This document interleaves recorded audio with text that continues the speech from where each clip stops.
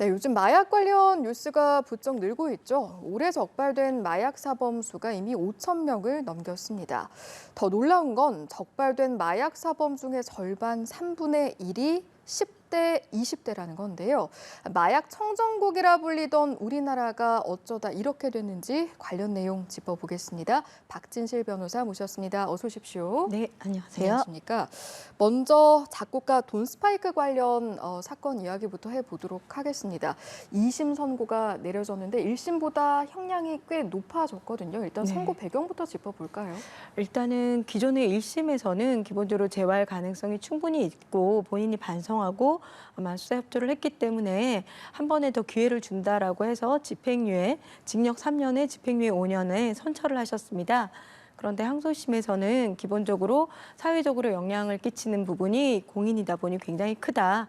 그래서 다른 그 방조범이나 범죄를 알선한 사람들과의 형평성을 고려하더라도 죄질이 나쁘고 그리고 여러 사람들한테 마약을 또 나누어 주기까지 했기 때문에 엄하게 좀 처벌할 필요가 있다라고 해서 징역 2년을 선고해서 실형을 선고하신 것입니다. 예, 연예계에서 마약 관련 사건을 저희가 짚어보자면 배우 유아인 씨 사례도 짚어봐야 할 것 같은데 지금 받는 혐의로만 보자면 7종 이상의 마약을 투약했다라는 혐의인데 본인이 인정하는 것만 보자면 대마 투약만 인정하고 있지 않습니까? 이 부분도 한번 짚어주시죠. 유아인 씨는 지금 기본적으로 프로포폴에서 시작을 해서 모발이나 뭐 이런 다른 곳에서 소변이나 이런 곳에서 아마 다른 마약 성분이 확인이 된 것 같습니다.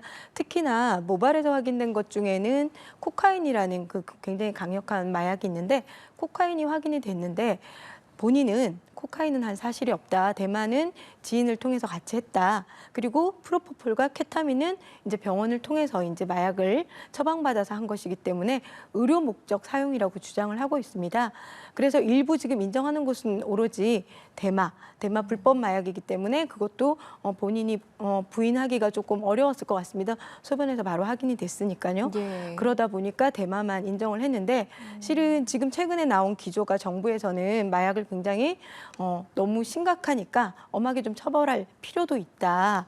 그래서 초범에 대해서도 그렇게 이전처럼 그렇게 그 처벌을 완화해서 하지는 않겠다라는 강력한 메시지를 주신 것인데요. 게다가 지금 유아인 씨는 범죄도 인정하지 않고 얼마 전에 나왔던 영장실질에서는 뭐 증인을 해외로 도피시키려고 했던 뭐 이런 얘기까지 나왔기 때문에 재판을 기다리는 입장에서는 조금 힘들 수도 있을 것 같습니다.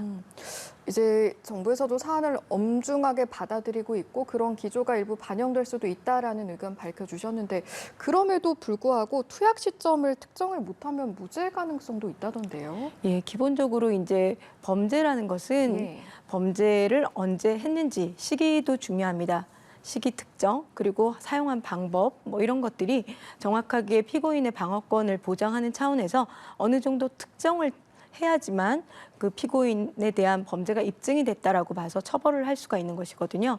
그런데 지금 모발만 가지고는 기존의 판례에서는 모발에서 양성이 나왔다는 그 사실만으로는 바로 범죄가 모두 입증이 됐다라고 판단할 수가 없어서 결국은 입증을 못했기 때문에 무죄를 선고할 수밖에 없고 처벌을 할 수가 없는 것이죠. 네, 저희가 이제 앞서 두 가지 사례는 일부 유명인들의 사례를 짚어보긴 했습니다만 더 이상 이제 마약이 유명인들만의 문제가 아니고 올해 4월까지 적발된 마약 사범들이 얼마나 되나 그 수치를 봤더니 5천 명 이상이 되는 5,500여 명에 달하는 인물들을 확인해 볼 수가 있었습니다. 사실은 마약 청정국이다 우리나라 이런 이야기를 들은 지가 얼마 안 된 것 같은데 최근에 저희도 보도로 굉장히 많이 전해드리고 있거든요. 지금 상황 어느 정도인 겁니까?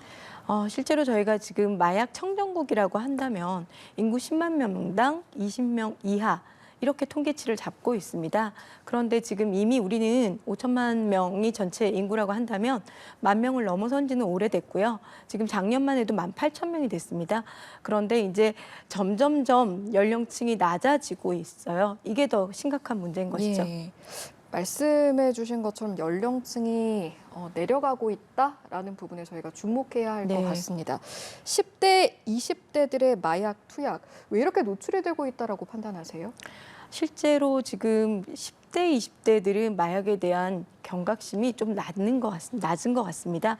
어느 정도 이제 성인들 같은 경우에는 필로폰이나 뭐 이런 부분들에 대해서 마약이 굉장히 위험하다라는 인식을 갖고 있는데 10대들이나 20대만 하더라도 클럽에 가서 즐기면서 굉장히 마약을 위험하지 않게, 예를 들면 필로폰은 주사기를 한다라고 해서 굉장히 위험성을 인식을 하고 있는데 케타민 같은 경우에는 코로 흡입한다거나, 그리고 대마 같은 경우도 뭐 전자담배를 통해서 흡연을 한다거나 훨씬 더 쉽게 접하기 때문에 위험성이 없고, 그리고 어느 정도 클럽에서 놀 때 이 정도는 우리가 즐겁게 놀기 위해서 하는 거지 나는 중독되지 않아, 이런 생각이 있다 보니까 본인만 하는 것이 아니라 주변 지인 친구들한테 같이 놀러 가서 권유를 하게 되고, 이래서 점점 확대되고 있는 것이고, 10대들 같은 경우는 꼭 뭐 우리가 지금 말하는 필로폰이나 이런 마약을 하는 게 아니라 이런 마약을 하는 친구들도 있지만 실제로 이제 다이어트 약을 구해서 한다거나,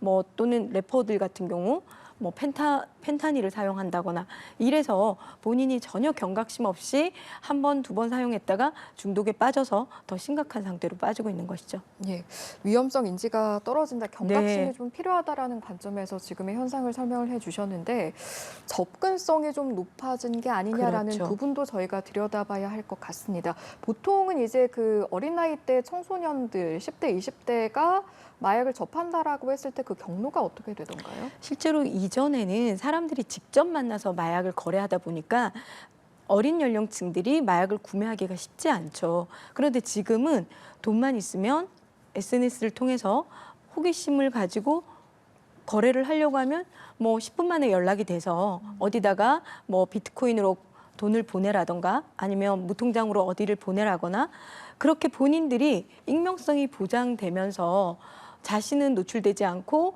거래하기는 쉬워지고, 그러다 보니까 점점 연령층이 낮아지고, 왜냐하면 그 세대들은 SNS나 이런 것들을 굉장히 잘 하고 비트코인도 할 수 있는 연령층이다 보니까 점점 접근성이 높아져서, 그리고 접근하는 데 있어서도 뭐 돈을 주고받는 것도 굉장히 다른, 자신이 드러나지 않는 방법으로 하다 보니까 마약을 사용하는 데 있어서 훨씬 더 쉬워진 것이죠. 예, 듣다 보니까 굉장히 걱정이 되는데 마약 유통 수법도 다양해지고 있다고 들었습니다. 네. 흔히 던지기 수법이라는 거를 저희가 종종 보도를 통해서 네. 들어보게 되는데 이 수법도 좀 다양해지고 있다고요?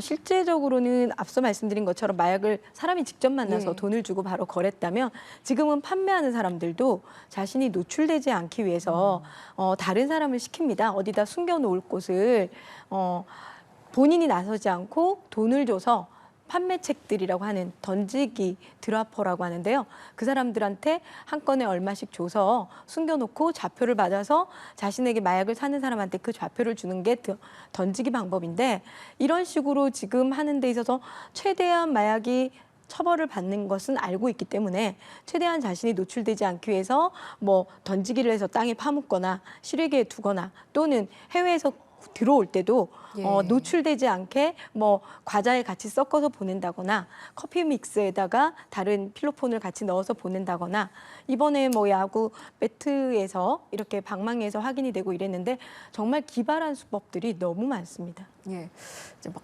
여러 가지 수법들을 다양하게 지금 말씀을 해주셨는데, 앞서 지금의 상황을 설명해 주시면서 클럽을 통해서 조금 접근성이 늘어나는 부분이 있다라고 말씀을 해주셨잖아요.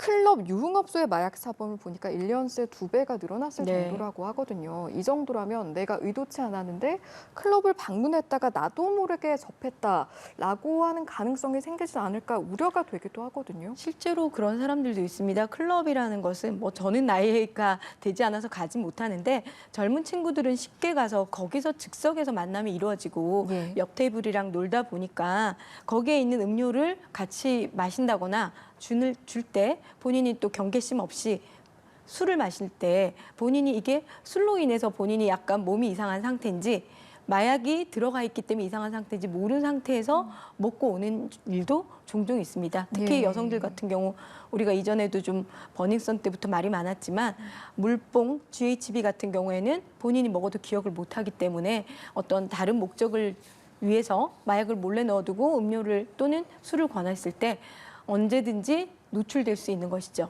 예, 저희가 지금 유통 방법이라던가 이제 어떻게 이게 퍼지게 되는가, 접근성이 왜 늘어나는가에 대해서 사실 구석구석 살펴봤잖아요. 네.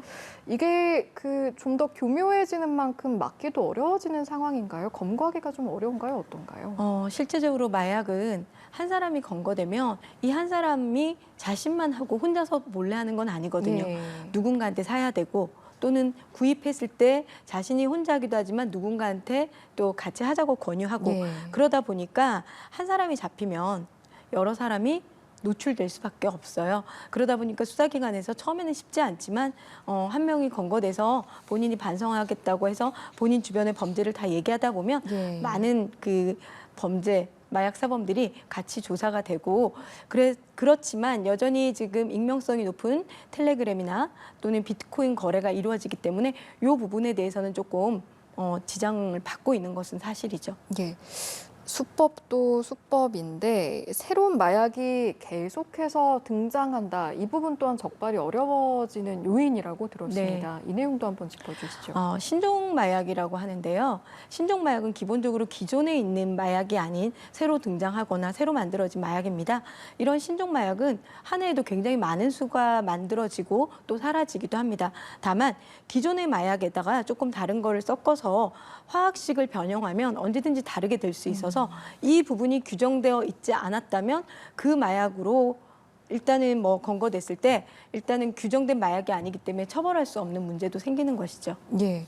마약은 또 특히 재범률이 높은 범죄라고 들었는데 이 내용도 한번 짚어주셔야 할 것 같아요. 실제로 마약은 중독에 의해서 또 재발하는 경우가 예. 많거든요. 그래서 공급 사범들은 그렇지 않지만 최근에는 공급 사범들도 투약을 하면서 공급 사범으로 바로 넘어가는 사람들이 많은데 가장 중요한 것은 기본적으로 본인이 한 번 중독됐을 때 바로 치료 재활이 되지 않으면 언제든지 재범이 될 수밖에 없어요. 본인이 혼자 의지로만 예. 약을 끊을 수 없기 때문에. 그래서 통상의 재범률이 36% 정도 됩니다. 예. 그리고 마약으로 구속됐다가 실형을 살고 나와서 3년 이내에 마약으로 다시 구속되는 검거율은 거의 80%가 넘고 있습니다. 굉장히 높은 수치거든요. 예. 그만큼 마약은 중독이 일단 돼서 처벌뿐만 아니라 치료 재활이 이루어지지 않는다면 이것은 평생을 달고 갈 수밖에 없는 문제거든요. 예. 그렇기 때문에 우리 사회가 치료 재활을 굉장히 열심히 좀 모든 자원을 투입해서 회복을 시켜서 건강한 사회인으로 살 수 있도록 또 처벌뿐만 아니라 같이 병행을 해야 된다는 것이죠. 예, 처벌 못지않게 치료 재활이 중요하다라는 말씀이었고요.